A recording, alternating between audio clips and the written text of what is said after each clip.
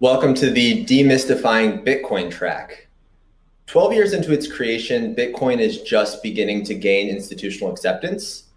To continue to encourage adoption, education is extremely important. And while constructive criticism of Bitcoin is healthy, unfortunately, the mainstream media and influential financial research institutions still dismiss Bitcoin based on stale information and flawed analysis.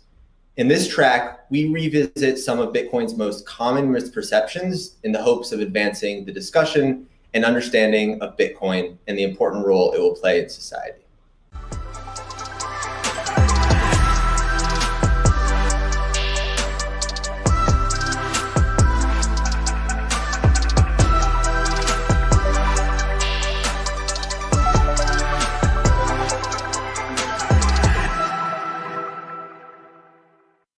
Hello, my name is Nick Carter. I'm a general partner at Castle Island Ventures and the co-founder of Coinmetrics. I'm here to talk about Bitcoin's energy dynamics, why it consumes so much energy, and what we can expect from it in the future as the protocol evolves.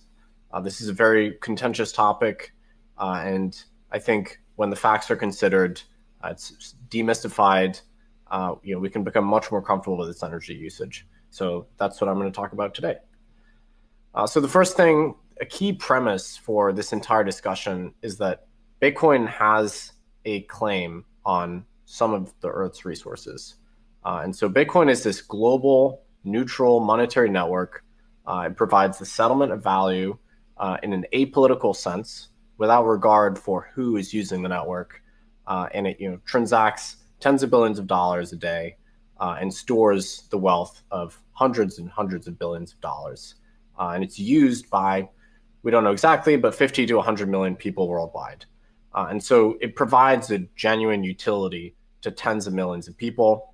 And so this is a key premise for understanding and conceptualizing any of the energy dynamics, because you have to acknowledge the validity of this network to reason about the costs. If you reject the utility of this network, then no cost, no energy outlay is going to be worth it. But this is a key premise, and of course, other speakers today will be talking about this far more in depth, so we won't go into too much. Key premise of the talk, Bitcoin has a claim on some of society's resources, the same way that gold does, for instance. So let's just reset and remind ourselves why Bitcoin consumes any energy at all. So there's really a number of reasons, but there's two primary ones. So the first one has to do with providing settlement assurances, effectively providing to users of the system the assurance that their transaction will settle, will have finality, and we will have a single linear history of events in the Bitcoin system.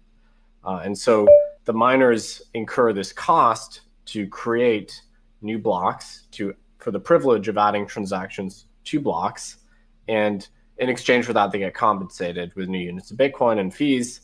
And so this energy cost incurred by miners encourages them to behave honestly and to pursue a single linear history of the network, as opposed to branching it into other directions or creating these reorganizations where they change the history of the network.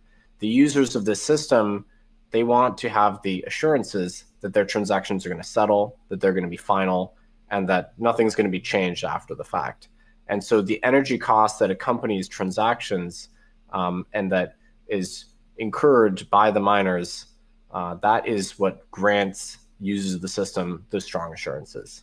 And of course, as I said, at peak, Bitcoin will process $10 to $20 billion a day in final settlements, and it stores around $600 billion today, although of course that changes on a day-to-day basis. So it's providing a genuine monetary transactional utility in a way that's quite distinct from other transactional systems. Additionally, and this is often overlooked, Bitcoin mining is a system of distributing the new units of Bitcoin to the world at large. And so when Satoshi devised Bitcoin in 2008 and then created it in 2009, Satoshi had this conundrum: how am I going to actually distribute the units of this commodity to the world at large? Satoshi could have emailed their friends, new units of Bitcoin, but that wouldn't have exactly been a fair or credible way to initially distribute these units to the world. And so the method that Satoshi settled on was proof of work, where effectively you have to spend energy and computational resources in order to obtain new units of Bitcoin. And so miners themselves, they're not particularly privileged in terms of their access to the monetary issuance, unlike, say, the Federal Reserve is privileged in terms of access to new dollars. For them, it's costless to create the dollars. Because miners have to incur this cost, they have relatively thin margins historically, and so no one is able to extract seigniorage, able to extract a significant rent from their position as the monetary issuer. Instead, it's this very much free market process. And so proof of work solves this decentralized initial issuance problem. And that's a really key thing to remember as we consider its sort of energy outlay. So as I said, Bitcoin's security and reliability derives from proof of work. And so the costliness of the ledger is what links this digital system to the physical world. The fact that there are actual physical costs associated with creating new ledger entries, that links the analog and the digital. And an analogy here you could consider would be Mesopotamian clay tablets, from 3000 BC, where these accounting relationships would be inserted onto wet clay, and X owes Y, Z amounts of barley, for instance, and that relationship is described on the clay tablet, and then it's set outside in the sun to dry.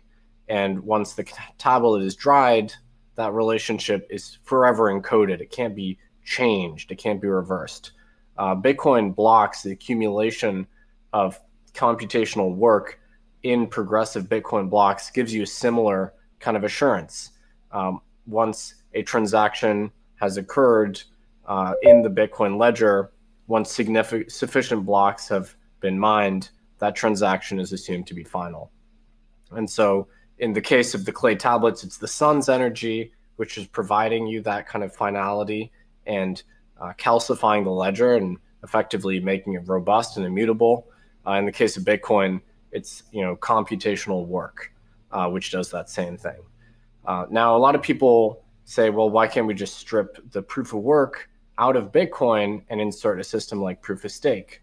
Well, if you were to do that in proof of stake, you would create influence proportional to the number of coins held. In the case of Bitcoin, that would make these large custodians, banks, effectively, that control lots of coins on behalf of users. It would make them the stewards of the network. It would give them effective control. And unfortunately, it's the case today that many, a large fraction of all the outstanding Bitcoins are controlled by these custodians. And so if you were to eliminate the proof of work process and impose something like proof of stake, or delegate control to these third-party validators with a lot of influence, you would lose the nice assurances. You would lose the decentralization of the network effectively. So as far as we know, proof of work provides pretty unique assurances that aren't recaptured by any alternative system. So as I mentioned before, proof of work has a couple different functions. One of them is to mediate the initial issuance of new Bitcoins. And it's interestingly the fact that historically, the vast majority of Bitcoin's energy expenditure derives from this issuance. So miners are compensated in two ways. One is through the collection of new units of Bitcoin, and then the second is through fees that users attach to transactions. But historically, the issuance of new units of Bitcoin has dominated their revenue. It's been over 90% of their revenue historically, with transaction fees being much more minor. And so when you think about the energy consumption of the Bitcoin system, this is really critical because you have to decompose transactional intensity from miner revenue and hence energy spend. It's not the case that adding more transactions will dramatically increase the energy expenditure of the Bitcoin network, as a lot of people mistakenly believe. Most of the energy consumption is really a function of the price of Bitcoin and of course, the value of that new issuance that miners are collecting. That's really what's going to drive the energy consumption over the next few years, not the number of transactions. Bitcoin can scale up the number of transactions or the value of transactions without really having a linear proportional effect on the amount of energy that miners are consuming. So it's really, in the near and medium term, much more a function of the price of Bitcoin and the value of the new reward that miners are incurring. And this is kind of analogous to gold again. You shouldn't think of Bitcoin's energy dynamics as analogous to something like Visa. You should think of it as similar to gold, where the vast majority of the energy expended by gold production, manufacturing, extraction, has to do with mining the gold, pulling it out of the ground and refining it. It has much less to do with moving the gold on trucks or boats or anything like that. It's kind of similar with Bitcoin. Most of the energy outlay in Bitcoin's case is a function of the initial creation of Bitcoins. And so that's a key thing to remember, because gold is this useful commodity that people use to store their wealth outside the confines of the state. The extraction of gold is kind of tolerated, even if it's not particularly ecological. And same thing with Bitcoin.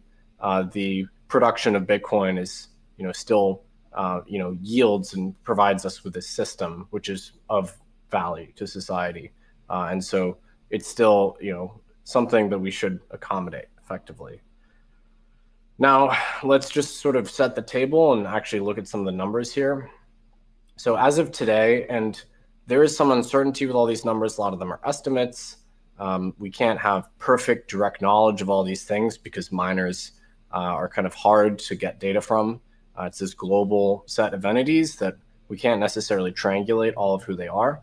But based on the kind of state-of-the-art knowledge we have today, Bitcoin miners consume about 1/4% of all the world's electricity and about 1/10% of all the world's energy production, because the world produces a lot more energy than it does mere electricity. And so that's kind of where we are. And whether you think that's really high or really low has to do with your view of sort of the merits of Bitcoin, whether it's a worthwhile thing or not. Now, in terms of the actual composition of the energy inputs, that gets much more tricky to assess, because we have to determine whether miners are actually using renewable or non-renewable sources. It's kind of hard to know, right? It's difficult to just ask the miners.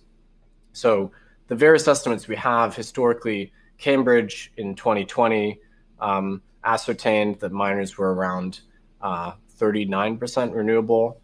More recent studies, the Bitcoin Mining Council, which is this group of North American and other miners, came out with some disclosures earlier this year, and they found that within that sample, the sustainability of miner operations was around 67%.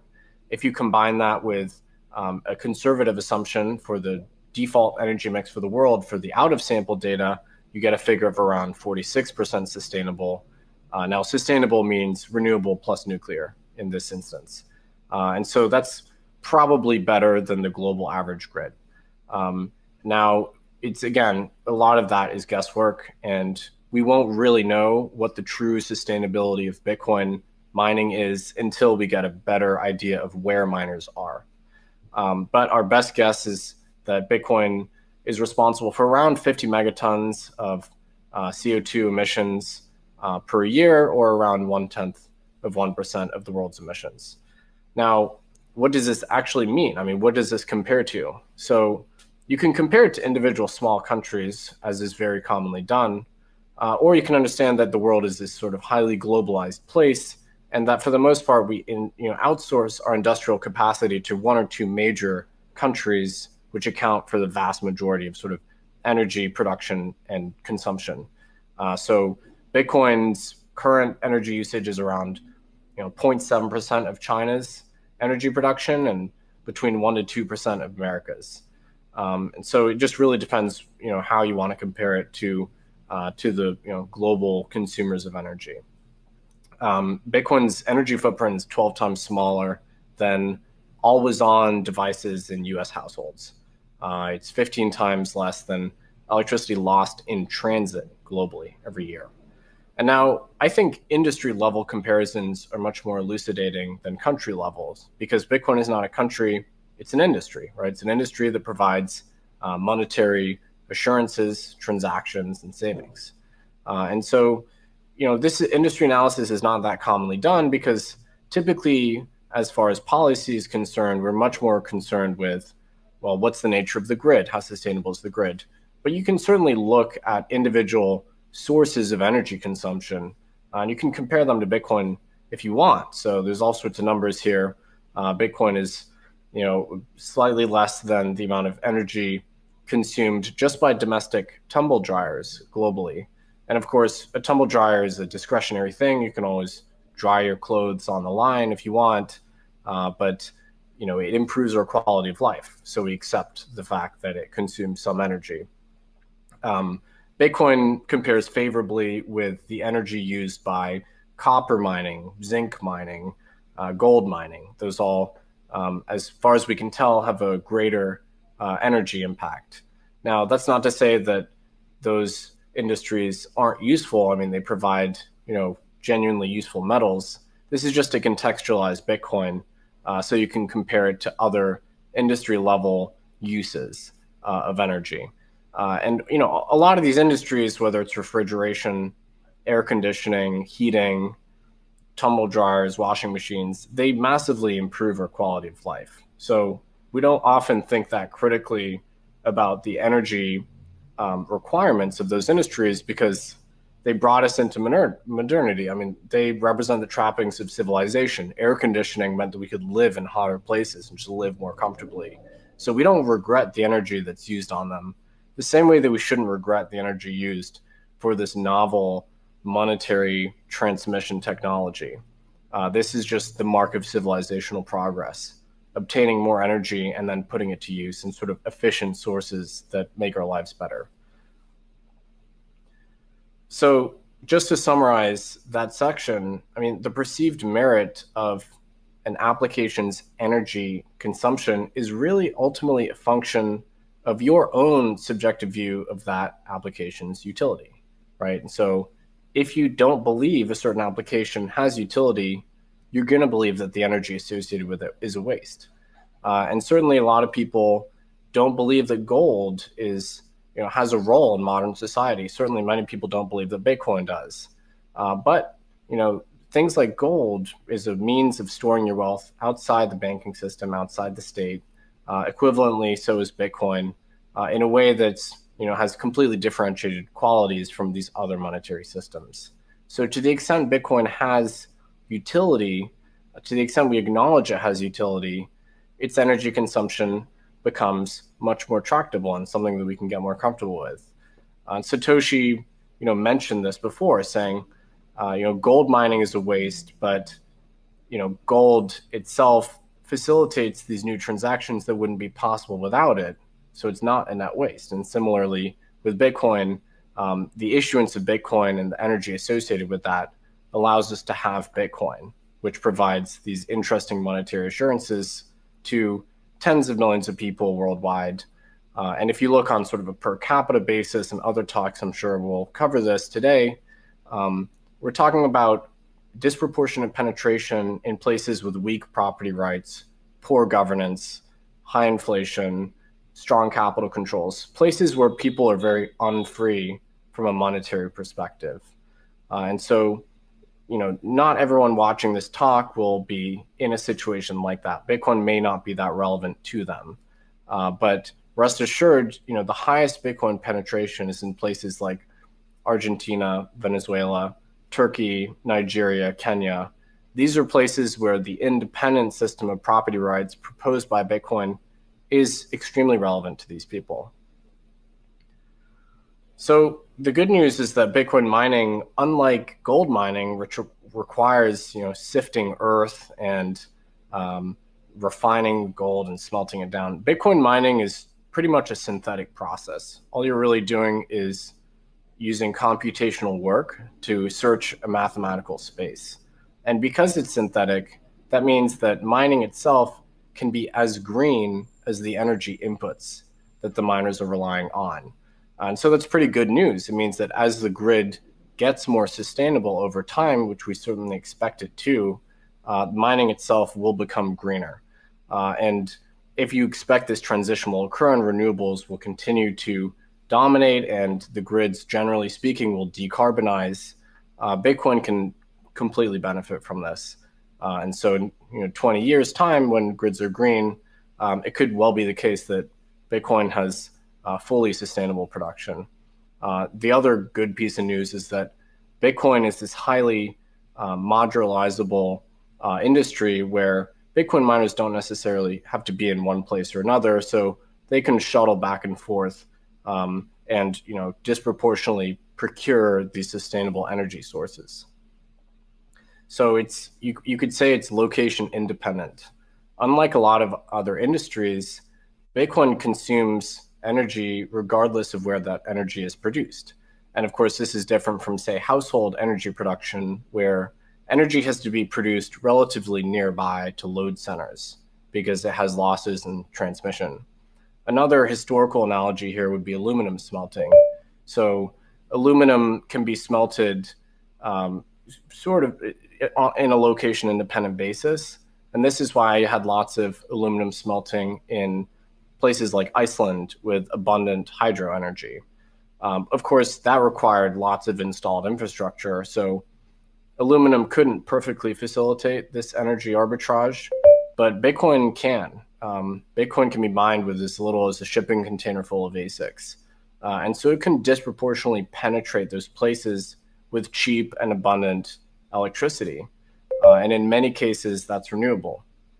So historically, this is why Bitcoin miners were disproportionately located in China, because China had the most abundant stranded hydro resources on the planet. China was curtailing 50 to 70 terawatt hours of hydro energy, so simply not being delivered to the grid. In 2016, 2017, that's why Bitcoin miners went to those southern provinces in China. So the world doesn't necessarily produce precisely the right amount of energy needed that the grid demands. Oftentimes there's imbalances, and Bitcoin can exploit those imbalances effectively. Wind and solar are a classic example of technologies that don't necessarily generate energy in a way that's suitable for the grid to consume them. You don't necessarily have large, suitable solar plants in places that are right adjacent to cities, for instance. And so you see lots and lots of wind and solar curtailment, basically energy that doesn't reach the grid. Now, they don't generate energy in a profile that is suitable for Bitcoin mining today because they're intermittent sources. But as battery technology improves, and I think we can all agree that it is generally improving, they will become smoother in terms of their generation profile and thus more suitable for Bitcoin miners. So that'll be more of a medium-term trend. Lastly, globally speaking, the extraction of hydrocarbons is always associated with the production of waste to natural gas. And that gas effectively gets flared or vented off because it's not economical to make it to the market. Now, Bitcoin miners have begun to take advantage of this flared gas and effectively capture it and turn it into energy to mine Bitcoin with. And now that gas was being flared anyway, so from a carbon perspective, it's completely net neutral. So Bitcoin can take advantage of all of these sources of curtailed, stranded, or non-rival, which is to say energy sources which would not compete with load centers with commercial or household demand for energy. And so this location independence is an incredibly powerful trait for Bitcoin. The other interesting thing is that Bitcoin miners are synergistic with grids that are more renewable in their nature. And this is obviously happening as policymakers prioritize the sustainability of grids. There's just more and more wind and solar that we're seeing part of energy grids. And now an interesting thing about Bitcoin miners is that they represent interruptible load, which means that they can scale down their demand very rapidly and on short notice. So they're perfectly eligible to participate and really suitable for these things called demand response programs, which means that when a grid is very much overtaxed and demand starts to approach or exceed the supply, miners can be part of this industrial cohort that spins down their operations and turns off on short notice. Now, most sources on the supply side of energy cannot spin up or down on short notice. Certainly, thermal energy can't spin up or down. So one way to deal with imbalances in supply and demand is to make the demand side more flexible. And so Bitcoin miners are perfect for that, effectively turning down the demand at times of peak load. And if you look at the Texas demand response program, they ask you to turn off your consumption with 10 minutes or 30 minutes notice. Miners can do this. Other sources of demand have a much harder time doing this. So this actually is a counter-cyclical feature. The miners buy the energy when supply is abundant, and they stop buying the energy when households really need it, when things get extremely constrained on the grid. And so that has this net effect of actually balancing out the grid. And I'm sure we'll see much more of that as more hash rate comes online to the US. The other thing is that Bitcoin miners are a buyer of first resort for new energy projects that aren't yet grid connected. So if you're building a renewable project and it's going to take some time to integrate it into the grid, miners can be a short-term buyer of that energy and effectively improve the financials of that project. So a lot of people say that miners are a subsidy, or Bitcoin is a subsidy for renewable energy. That may or may not be the case, but certainly the presence of Bitcoin miners in a grid, especially one that's rendered more unstable by the presence of renewables, which are more intermittent in their generation profile, the miners can actually attenuate that intermittency and actually enhance grid stability. So the good news, again, is there's been a significant focus on the sustainability of Bitcoin mining, rightfully so, but the Bitcoin mining community has absolutely reacted, and we're seeing rapid progress being made towards sustainability. There's a lot happening here. I'll summarize some of the new elements. So first of all, an enormous amount of Bitcoin's hash rate previously was domiciled in China, but that hash rate was very much exposed to these carbon-intense sources of energy generation, especially in Inner Mongolia and Xinjiang provinces. In certain portions of the year, you get 45% of global's entire hash rate being powered by these two provinces, which were 60 to 70% coal powered in their electricity generation. So during those periods, almost 50% of Bitcoin's hash rate was dominated by these very much coal-powered provinces in China. Now, since May of 2021, China has effectively banned Bitcoin mining in the country. And so around 50 to almost 60% of Bitcoin's hash rate has been eliminated from China. It's looking for new homes overseas. We're still in that period where those miners are looking for new hosting. But what that means is that effective reliance on coal-based generation in China has now been eliminated. And of course, there's coal production in other countries like Iran and Kazakhstan, where we know mining occurs. But a lot of those miners are looking for homes in politically stable countries like the US, where the grids are much more renewable. And so the net effect of this migration from Inner Mongolia, Xinjiang, to places like Texas or the PJM grid in New York, New Jersey, or Canada, British Columbia, or Northern Europe, places where miners are already active, that's going to have the net effect of reducing the carbon intensity of that mining activity. And this was an enormous shakeup in the Bitcoin mining space. So we're seeing this migration happening. We're going to need some more time to see where the miners settle, but most likely this is going to reduce the carbon intensity of the Bitcoin network. Next up, as miners become more Western-based as they undergo this migration, they're also becoming more transparent. And this is a reaction to some of the media attention that we've seen on the industry. And I think it's a warranted reaction. So the Bitcoin Mining Council is just one of a number of initiatives to increase transparency around what miners are doing and where their energy is deriving from. So their first disclosure in Q2 of this year assembled 32% of all of the active hash rate, and they found within that sample a 67% sustainability. And they're making quarterly disclosures on an ongoing basis. So I'm sure that we'll see more of this. I'm very optimistic about the quality of these disclosures. And ultimately, this is just going to provide investors and onlookers and academics and policymakers more information regarding what the miners are actually doing. Of course, we can't solve this problem overnight, but simply providing people the informational tools to understand where these miners are and what their actual energy mix is and what their associated carbon intensity is, that's going to dramatically help here. And some of these miners are actually engaging in the buying of carbon offsets as well. And that's not a perfect solution, but some of them have committed to becoming completely net neutral by pursuing as sustainable sources of energy as they can and buying offsets for the remainder. Now, this is another consequence of miners being public and being exposed to Western capital markets.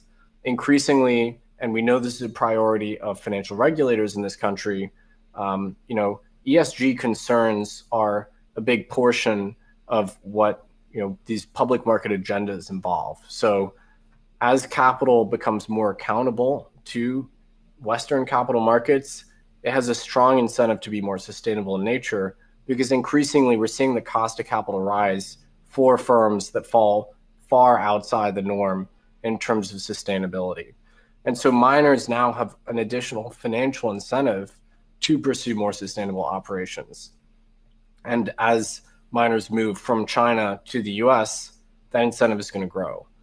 So we know that they're more sensitive these days. And Western miners, we've just seen more disclosure from them and more proactivity from them.